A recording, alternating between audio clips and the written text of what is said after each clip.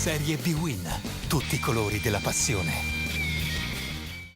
20ª giornata della Serie B-Win al Franco Ossola. Si affrontano il Varese di Rolando Maran e il Verona di Mandorlini. Verona reduce da 8 vittorie consecutive, cerca il 9° sigillo consecutivo per inseguire il Torino. È tutto pronto e è subito il Varese a rendersi pericoloso dopo solo un minuto. Guadagna per 2 volte un calcio d'angolo e nella prima occasione il pallone danza pericolosamente davanti alla porta difesa da Rafael. Allora è il Verona che prova a rispondere con Alfredson. Bravo Bressan a mettere in calcio d'angolo. Sono passati solo 7 minuti e il Verona ci prova ancora dal susseguente calcio d'angolo. Il cross, ancora Bressan a liberare l'area piccola su questo pallone insidioso.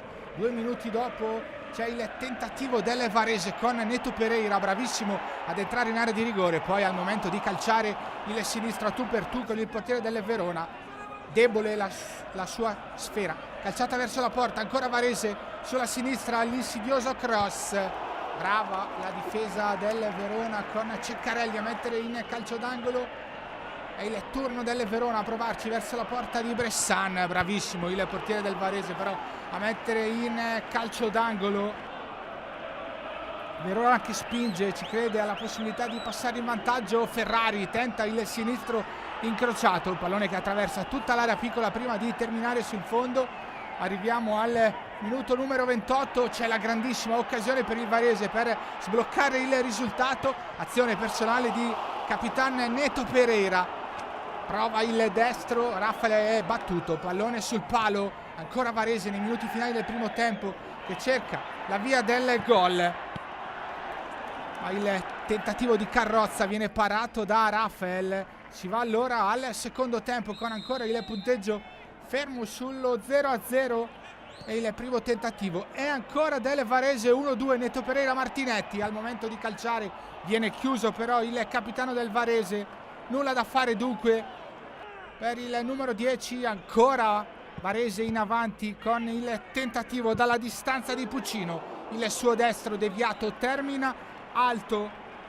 Si passa allora al 32esimo del secondo tempo con il Verona che prova a manovrare con Alfredson al limite dell'area. La conclusione viene poi parata da Bressan.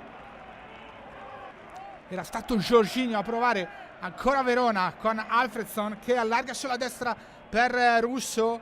Azione pericolosa del Verona, il cross a cercare Pickelman, viene ostacolato da Puccino, non riesce l'attaccante del Verona a colpire di testa in maniera pericolosa verso la porta di Bressan. Ci prova allora proprio Alfredson su punizione.